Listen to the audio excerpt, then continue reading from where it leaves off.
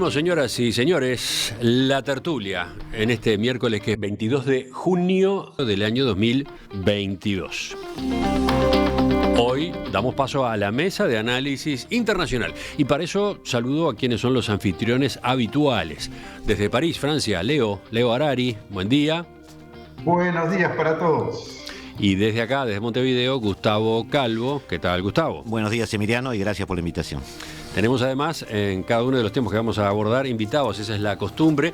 Para este en particular, para el que incluimos en el primer lugar de la agenda, Gustavo Vila, abogado, oyente en perspectiva a quien conocemos desde hace mucho tiempo, radicado en Colombia hace 3 décadas. Gustavo, también bienvenido, gracias por acompañarnos. Buenos días y muchas gracias por la invitación. Vamos a Colombia, justamente.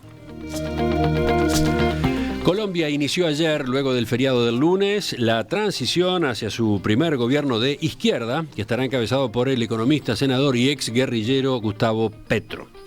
La bolsa de valores y el peso colombiano cayeron este martes en el primer día de actividad de los mercados luego de la segunda vuelta de la elección presidencial, en la que Petro se impuso con 50,4% de los sufragios frente a 47,3% que obtuvo el empresario independiente Rodolfo Hernández. El presidente saliente, Iván Duque, garantizó una transición pacífica, armónica y transparente, según dijo. Por su parte, el expresidente Álvaro Uribe, líder del partido de gobierno, recibió con mesura la victoria de su opositor. Dijo, para defender la democracia es menester acatarla. Gustavo Petro es el presidente, que nos guíe un sentimiento. Primero Colombia, escribió Uribe en Twitter. El domingo de noche, durante su primer discurso como presidente electo, Petro prometió paz, justicia social y justicia ambiental. La paz es que la sociedad colombiana tenga oportunidades. La paz es que alguien como yo pueda ser presidente o alguien como Francia pueda ser vicepresidenta. La paz es que dejemos de matarnos los unos a los otros. Desde el gobierno que se iniciará el 7 de agosto, comenzará la paz integral en Colombia. A partir primero del gran diálogo nacional entre la sociedad colombiana toda. Y en segundo lugar, a partir de lograr que las armas dejen de disparar, que las armas dejen de usarse, que las armas dejen de existir por fuera del Estado colombiano. No es matarnos los unos a los otros, es amarnos los unos a los otros. Petro se propone robustecer al Estado para mejorar los servicios de salud y educación universitaria, cobrarle más impuestos a los ricos y suspender paulatinamente la exploración petrolera para darle paso a energías limpias. También planea reanudar los diálogos de paz con el Ejército de Liberación Nacional, la última guerrilla reconocida en el país, que este lunes anunció su disposición a sumarse otra vez a las conversaciones que fueron en su momento suspendidas durante el mandato de Duque, concretamente en 2019. Señores, los escucho. ¿Cómo están observando este escenario de fuerte cambio en la política colombiana? Bueno, es interesante el fenómeno de Petro, porque es interesante también el país donde es elegido. Un país que ha sido tradicionalmente etiquetado como de derecha, aunque algunos otros candidatos en su historia, muy pocos pero algunos, han tenido algunos elementos en sus programas que tenían que ver un poco con reivindicaciones de izquierda. Pero Petro en sí es el primer presidente o la primer fuerza política en el gobierno colombiano que puede llamarse renovación, que puede llamarse remover un poco los fundamentos sobre los que está armado el gobierno colombiano. Y esta renovación se inscribe en una renovación más amplia, diría, porque lo otro particular que tuvo esta elección fue que a la segunda vuelta pasaron dos candidatos ajenos a los partidos tradicionales, ¿no? Bueno, eso habla bastante del desgaste y del hastío de cierta parte de la sociedad, o casi toda la sociedad colombiana, de la forma de hacer gobierno que se tenía hasta ahora. En particular, Petro es la tercera vez que accede a una candidatura.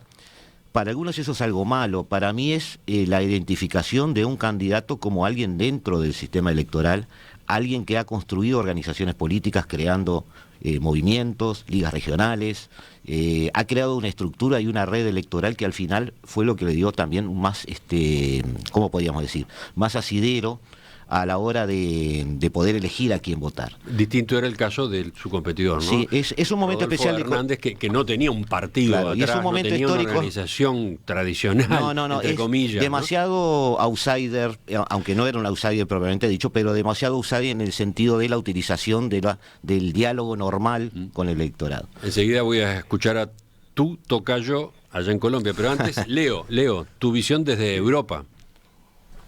Bueno, para mí globalmente es una buena noticia. Le tengo simpatía al personaje, al mismo tiempo que reconozco que conozco insuficientemente la realidad colombiana y su complejidad política, pero tengo algún colombiano en la familia y trato con la comunidad colombiana por aquí en París.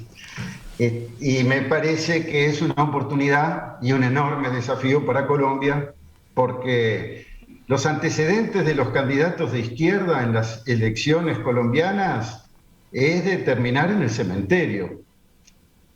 Es la primera vez que tenemos un superviviente a 3 procesos electorales, el cual ganó el tercero. Pero sus viejos compañeros del M-19, cuando intentaron hacer una vida política pública, lo fueron matando de a uno. Entonces yo conocí personalmente a algunos de ellos y vivían realmente en el borde mismo del peligro, y muchos de ellos se cayeron nomás para el otro lado. Incluso estuve la última semana que vivió en Colombia un gran director de cine colombiano, Sergio Cabrera, que tuvo que irse del país siendo diputado, siendo legislador, porque ya no le alcanzaban los guardaespaldas. Bueno, o sea que es un gran cambio, es un gran desafío, y estoy de acuerdo con lo que dijo Gustavo, para cambiar un poco las costumbres, de que es una muestra de hastío del sistema político tradicional, que lo interesante es que no solo pasa en Colombia, eso está pasando en muchos países. Es el caso, lo estamos viendo ahora mismo en Francia, en una dimensión comparable en cuanto al morones de la columna vertebral del sistema de dominación, si querés, o del sistema institucionalizado de gobierno en el país. Es muy parecido. Me parece muy bien como a la vicepresidenta que eligió, es un desafío, es una señal fuerte. Tener una afrofeminista, ecologista, con todo lo demás, es una señal muy grande a minorías y no tan minorías de gente que ha sido dejada de lado. Colombia tiene un potencial gigantesco. Es un país grande, rico, con salida para el este y para el oeste del globo terráqueo, sus salidas Caribe, su salida Pacífico. Forma parte de los 4 países que dan cara al Pacífico, que es donde se está trasladando el eje del mundo, sino que se trasladó ya. Y allí tenemos gobiernos progresistas.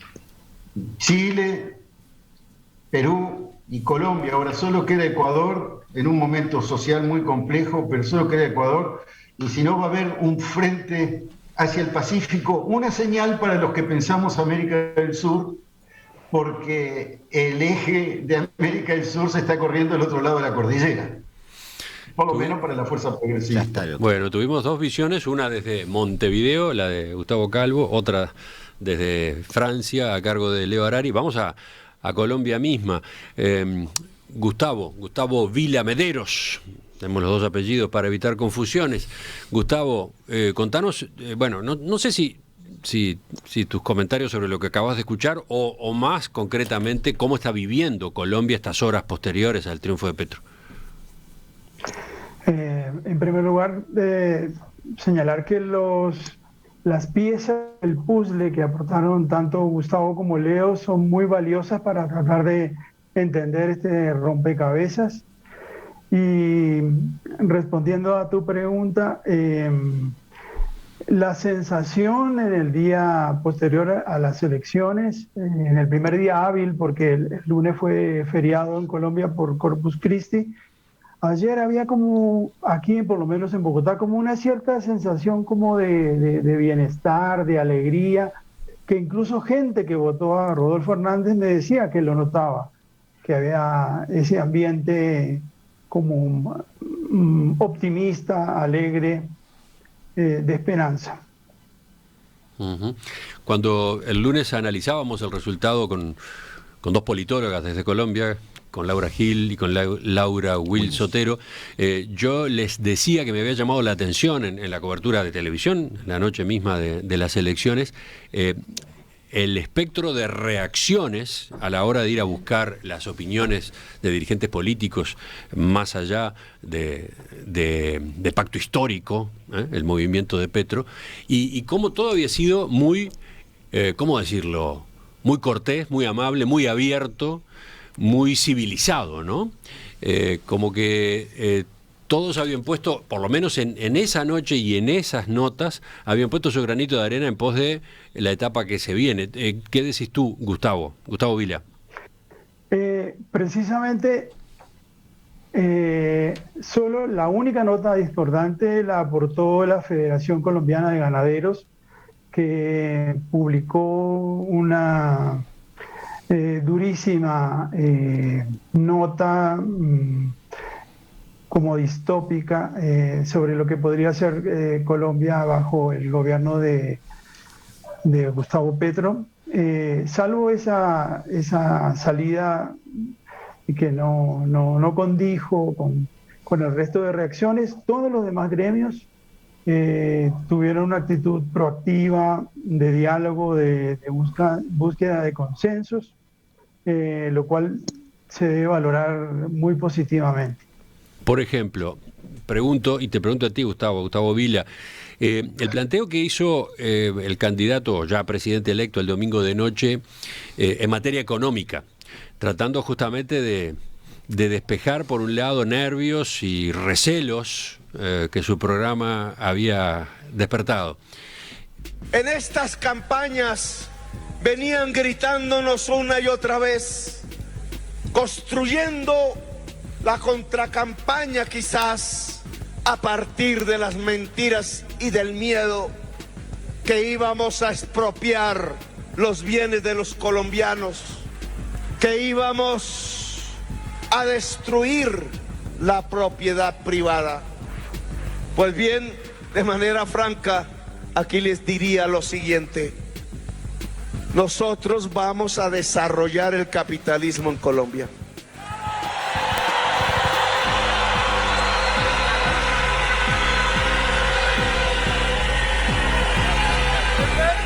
No porque lo adoremos,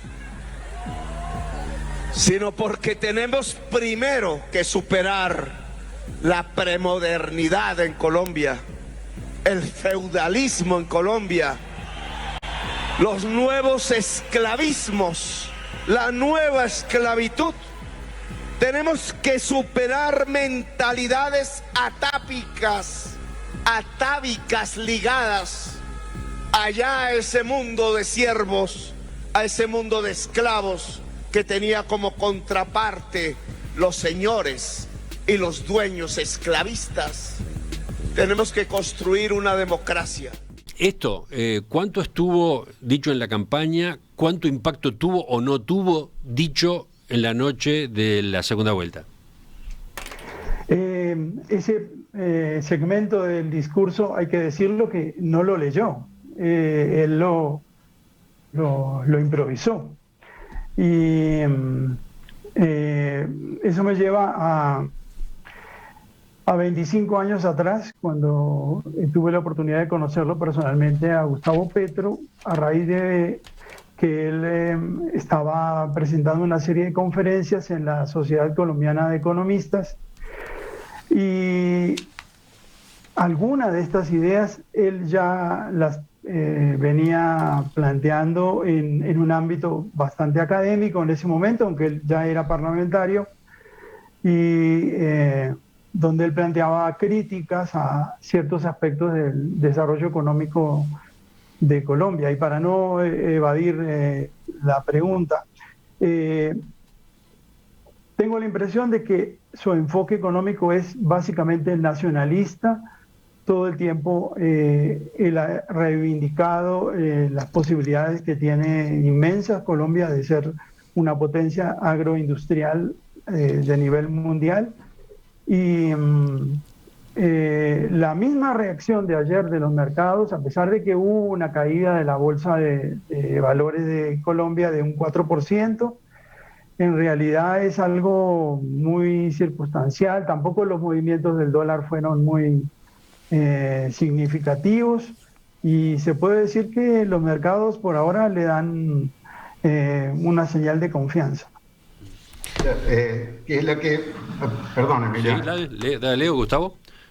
Sí, yo iba a comentar, primero que también anteayer cayó 4% la bolsa en Nueva York. O sea, digamos, no es una cuestión tan dramática, al contrario. No, lo que me parece interesante notar, siguiendo el pensamiento mismo de Gustavo Vila Mederos, nuestro Gustavo uruguayo colombiano, es que el discurso y el pensamiento de Petro responde a la izquierda de gobierno, que no es la izquierda de la toma de poder, es la izquierda de ganar las elecciones, con el poderoso antecedente de haber participado de la primera y ser un líder exitoso de la segunda. Eso nosotros tenemos experiencia en Uruguay también.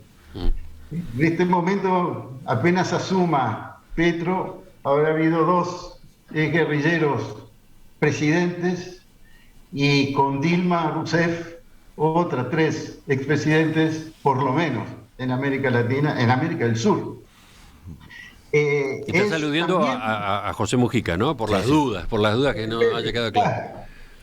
Claro, pero esto lo decía porque es la parte que complementa lo que decíamos en la primera vuelta, es decir, que hay una crisis estructural de la manera en que se manifiestan las democracias, en las que se está cayendo el sistema tradicional, y lo que están ocupando son gente que han estado haciendo política toda la vida, con todos los matices y posibilidades que las hicieron, y lo que Petro demuestra es una gran capacidad de adaptarse a las nuevas circunstancias y hay un cierto pragmatismo. Hizo incluso un acto simbólico de eso de jurar frente a un notario público de que no iba a expropiar a nadie para tranquilizar a la gente, porque esto yo lo he visto. Decía, es el comunismo que viene, es total delirio, porque ¿qué es el comunismo a esta altura? Como fuerza, ¿no? Dice desde la audiencia Vicente, posiblemente si Petro se presentó por tercera vez, tuvo la oportunidad de ir madurando la propuesta, luego de la primera derrota y la segunda, para poder hacerla todo lo realista que era necesario para convencer a una mayoría. Y eso implica comprender la realidad nacional en profundidad. Bueno, antes de cortar con la dulzura, quería hacer algún apunte, Emiliano, sobre la elección en sí. Petro es explicable también en este momento de Colombia. Es cierto que maneja un partido de izquierdas, pero no que era un partido colector, sumando izquierdas, sino que blindó su partido y creó alianzas protegiendo la identidad hacia adentro, lo cual le da una base de electorado bastante firme. Los acuerdos de La Habana con la FARC han tenido la virtud en Colombia de desmistificar la extrema izquierda. Alguien se ubicó a la izquierda de Petro. Por lo tanto, Petro ya no es el demonio de izquierda que otras generaciones veían. Eso es algo que ha ayudado mucho a tomar decisiones en el centro. Y eso lo podrán analizar los politólogos, pero se está hablando mucho de eso en Bogotá en este momento. Algo similar le pasó al PP ahora en las elecciones de Andalucía. Al tener en Vox del otro lado, terminó la izquierda mandando votos al Partido Popular. Acá pasa un poco eso. La desmistificación de la extrema izquierda hizo que Petro pareciera de cierta izquierda. Ya no es la izquierda de la izquierda. Además de su perfil intelectual. Pero yendo al tema económico que tú mencionabas, Emiliano, capaz que es un buen marxista. Un buen marxista entiende el capitalismo como un tránsito hacia el socialismo. Pero el propio Petro ha dicho que no es intención, que la idea es abandonar este sistema feudal, este activista, productivo, agropecuario, va a ser su norte, energías renovables, todo muy lindo. Es lo que ha soñado durante varios COP la propia Europa, sí, donde está viviendo Leo Harari. Incluso me gustaría que después quizás profundizáramos en esto. Invita a los países latinoamericanos a ir por ese camino, ¿no? Bárbaro. Se propone como liderar una transformación en esa dirección. Bueno, primero tiene que convencer a Lula, porque Lula lo primero que dijo es que esto es irrealizable. Es irrealizable que un país que tiene más del 35% de exportaciones relacionadas con el petróleo deje de hacerlo. Es como si nosotros dijéramos abandonamos la ganadería. Obviamente hay gente que no le guste la ganadería acá en Uruguay, hay gente que prefiere un sistema industrial, los has tenido acá en la mesa muchas veces a la semana, pero no se puede hacer de la noche a la mañana, de un año para otro y quizás de un periodo para otro no.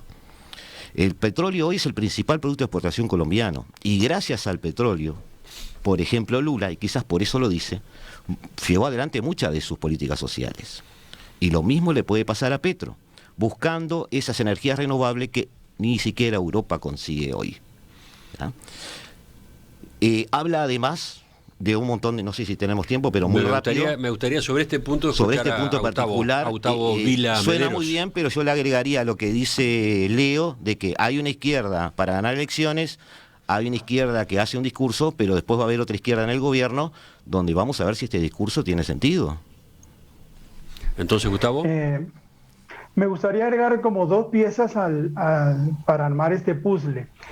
Primero, que sobre el tema petrolero, Colombia tiene garantizada la prospección y la búsqueda de petróleo por 20 años. O sea, Petro asume como presidente y no va a cambiar nada, la industria petrolera va a continuar funcionando normalmente.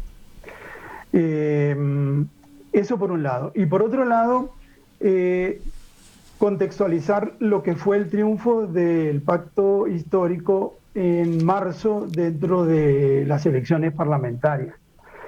Él obtuvo 20 senadores. Para tener mayoría en el Senado requiere 54. Y digamos que sumada las fuerzas del pacto histórico con el Partido Verde y algunos grupos indígenas, podría alcanzar 44. Quiere decir que está abierta una enorme vía de consensos que él tiene que construir para hacer realidad todos esos proyectos que tienen que pasar necesariamente por el Parlamento colombiano. Pero a ver, para pasar en limpio lo que señalabas, ¿esos acuerdos son manejables, son realizables o son difíciles? ¿En qué terreno los ubicarías? Desde lo electoral, para mí los acuerdos en el Parlamento, esos con esas fuerzas que mencionabas. Digamos, él tendrá que dialogar mucho con los más cercanos, pero aún mucho más con los que están o en la vereda de enfrente o en la vereda del medio. Esos 2.800.000 votos que sumó en esta segunda vuelta, desde mi perspectiva, provienen de clases medias, incluso de hasta votantes de Fico que se dieron cuenta que Rodolfo Hernández no tenía programa, que incluso podía terminar preso por corrupción, y que finalmente tomaron la decisión de votar por la opción que parecía más prudente frente a ese desastre que podría ser tener un presidente acusado en la justicia. No, de hecho, está acusado, sería juzgado. Uh-huh. Y en cuanto a los acuerdos, 2.800.000 votos que provienen de clases medias y que provienen de muchas, de un sector social que se identifica mucho con ciertos partidos que están ahí en la mitad, como puede ser el Partido Liberal, el Partido de la U y aún Cambio Radical. Entonces ahí está el gran reto de construir esos puentes para poder hacer realidad todos esos proyectos que tiene Gustavo Petro. Quiero ir a Leo, pero antes veo acá a Gustavo haciendo que no con la cabeza. No, yo no, capaz que Gustavo tiene una visión obviamente más cercana que la mía. No veo a los partidos institucionalmente, ni al liberal, ni al radical, ni al de la U. Capaz que sí, Almira, como partidos, sumarse a alguien a quien han combatido tan fieramente en estas últimas semanas. Sí es posible que senadores o representantes del Partido Liberal individualmente apoyen soluciones puntuales de Petro. Pero estamos en la misma, después caemos en el terreno de lo realizable o irrealizable del programa de Petro, ¿no? A propósito de los anuncios de Petro en materia económica y en particular en cuanto a energías renovables, dice Alejandro desde la audiencia: Argelia comenzó la transformación de la matriz energética incluyendo energías renovables hace más de 10 años. Es uno de los 5 productores mundiales más importantes de gas y petróleo, así que se puede jugar en los dos terrenos. Dice, estuve trabajando en el desierto en un proyecto en el año 2008. Conozco esto de cerca, agrega. Leo. Sí, está bien. ¿Por dónde empezar? Estamos hablando un poco de las dificultades a las que se va a enfrentar el gobierno de Petro. La primera es no tener una mayoría clara a nivel parlamentario. Esto es tal como decía nuestro Gustavo colombiano, haciendo su propio análisis.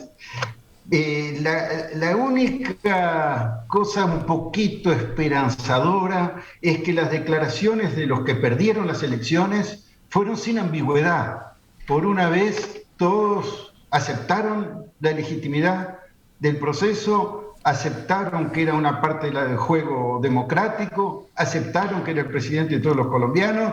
No está mal como señal para una sociedad cansada de la violencia y deseosa de un cambio, porque existe la opción de radicalizar también y hacerlo difícil. Esto para decir, va a tener un parlamento complicado, pero en principio hay ciertas condiciones como para que haya ganas de que pase algo positivo.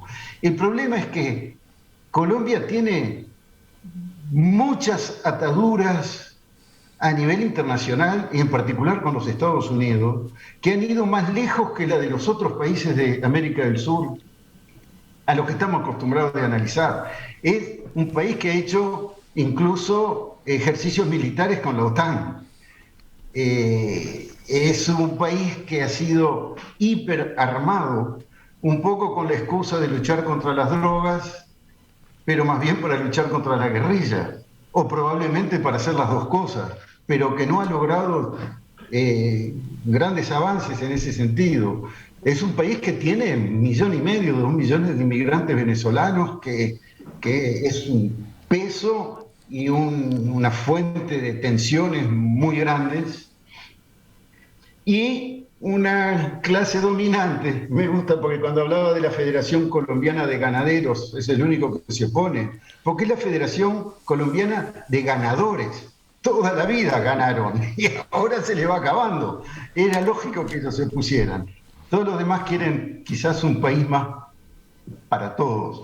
Entonces, creo que hay desafíos muy grandes que van a venir también, que tienen la suerte de la confusión que tienen los americanos en este momento con su política internacional y en particular su política para América Latina, que da más margen de acción que hace una década en la que hubieran podido pisar fuerte para influir para un lado y para otro. O sea, van a tener muchos desafíos, pero tiene también muchísima esperanza de su pueblo, y creo que fue el mismo expresidente nuestro que le dijo, va a poder hacerlo si lo hace con el pueblo, solo no va a poder. Pero le deseamos lo mejor. Me gustaría incorporar acá el tema de la abstención, ¿no? El tema de la participación en las elecciones. Para eso me baso también en los mensajes que aportan los oyentes. Acá está Jorge, que anota, por favor, a agregar al análisis que el 42% de los colombianos habilitados no votaron. Es cierto. El resultado fue 54% a favor para Petro del 58%, ¿no? O sea, Petro tiene el 54 del 58, o sea, en definitiva, el apoyo del 25% de los habilitados. Hay un gran problema de legitimidad de las autoridades. Gustavo Vila, ¿qué decís de este detalle? Es difícil para los uruguayos entender cómo funciona un sistema electoral donde el voto no es obligatorio. Sin embargo, es la segunda mejor participación de los últimos 30 años y además cuantitativamente señalar, por ejemplo, que Rodolfo Hernández sacó más votos que Iván Duque hace 4 años. O sea que estamos hablando de que se batieron todos los récords y que la participación fue extraordinaria, tanto desde el punto de vista cualitativo como cuantitativo. Y solo un 2% hubo de voto en blanco, que era también algo que se infló en las encuestas y después... Para llevarlos a números, votaron 21 millones de 38. Sí, es mejor que lo que se votó en Francia, mucho mejor de lo que se votó en Francia, donde las pocas ganas de votar fueron muchas más. Los jóvenes, por ejemplo, el 70% de los menores de 25 años, 18 25, no votaron. El 70% de abstención es gigantesco. O sea, esto es parte con lo que empezamos la emisión de hoy, diciendo ahí una crisis global de representatividad del sistema institucional democrático. Sí, quizás faltó mencionar de manera expresa, ha estado sobrevolando, pero no dicho con todas las letras, el antecedente de las protestas, ¿no? Colombia ha sido un país sacudido por protestas sociales, en particular de jóvenes, durante los años 2019, 2020, 2021, con la pandemia en el medio incluso, ¿no? Y con Petro cabalgando en apoyo a las mismas, es decir, políticamente siendo un referente para ellos. Si hay tiempo, Milano, me gustaría referirme muy rápido al contenido, porque el tema de Petro es el contenido. Ya hablamos del modelo económico.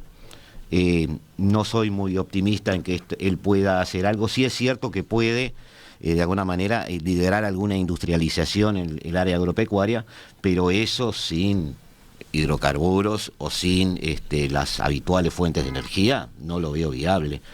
Propone una reforma agraria y quizás por eso las protestas de los ganaderos, respetando la propiedad privada, aumentando impuestos a los latifundistas y haciendo alguna presión para empezar a hacer una redistribución de tierra. Ahí está en el canon clásico de la izquierda, ¿no? Es decir, tomar el campo como un tablero de damas, repartir los cuadraditos y pensar que con eso se es más rico.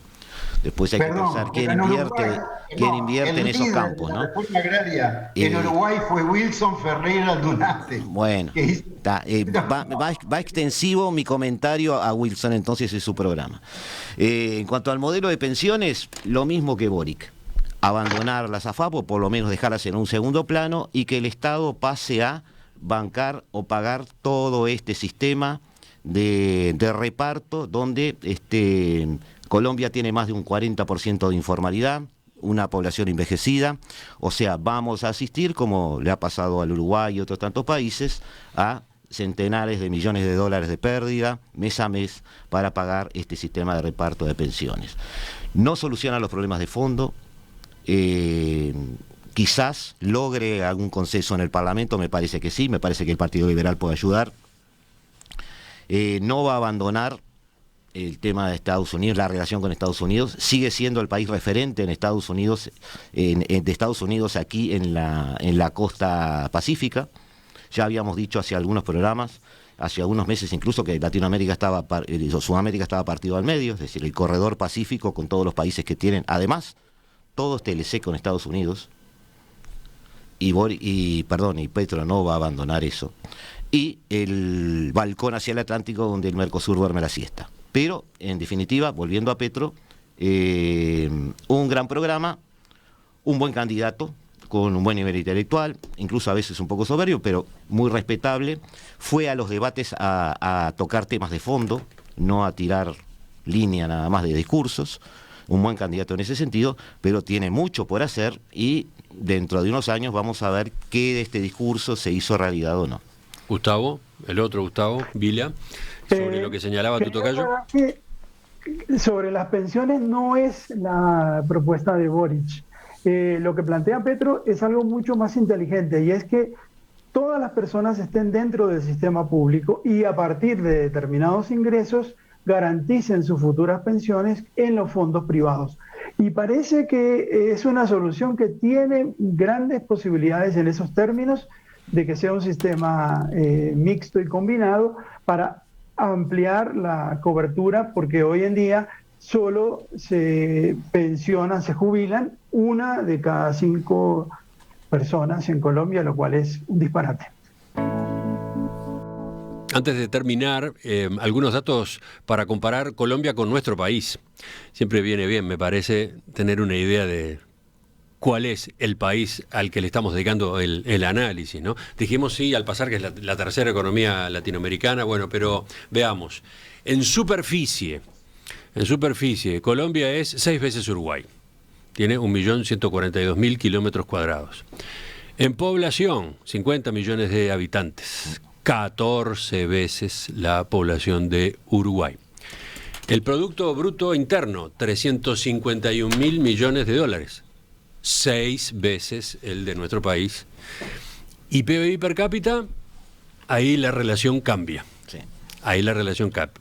El PBI per cápita de Colombia es 6.800 dólares contra 16.900 de Uruguay. O sea, el PBI per cápita de Colombia es 40% del de Uruguay. ¿Te merecía algún comentario esto? No, yo sabía que Uruguay estaba al tope de PBI per cápita. Se explica en las dos cifras que diste antes.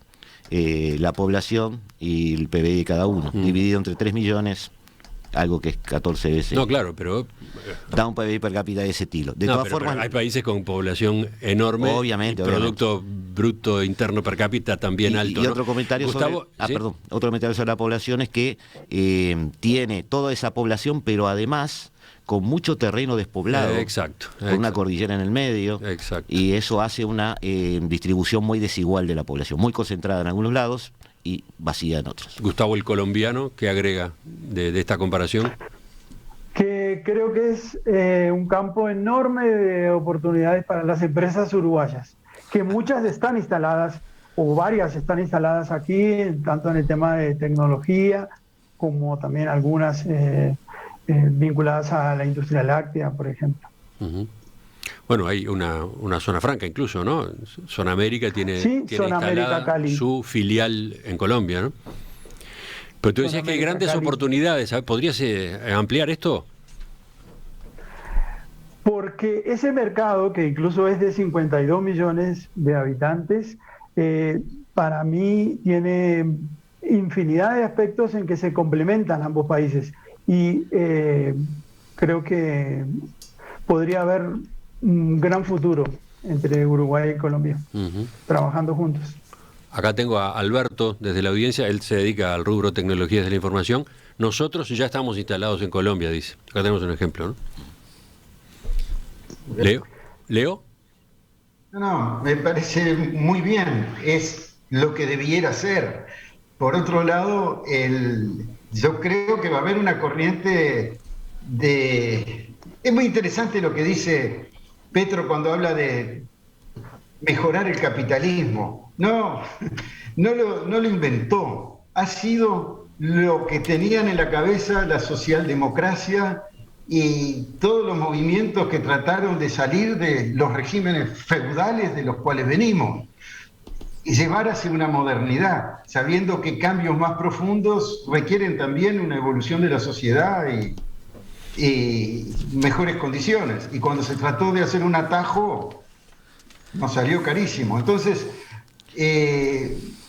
va a ir en ese lado, pero si al mismo tiempo hay un cierto liderazgo de tipo, no ya digo ideológico, pero de visión común, si empezamos a sentirnos América Latina, a sentirnos una región a negociar más entre nosotros y a confiar más entre nosotros, algo importante puede pasar. El mundo está todavía sin coagular, está en un confuso sistema de búsqueda de orden, y es el momento de las oportunidades, como el puzzle de Gustavo Vila. Las piezas están todas ahí arriba de la mesa, pero todavía queda mucho por fabricar, y es un momento en que puede haber oportunidades y hay un poco de visión. Espero que esta visión venga de los nuevos gobiernos pacíficos de América del Sur y que podamos nosotros aportarle gobiernos del mismo calibre del lado atlántico. La sonrisa de Gustavo Calvo dice que no está demasiado de acuerdo contigo, me parece, pero bueno. No, pues está bien,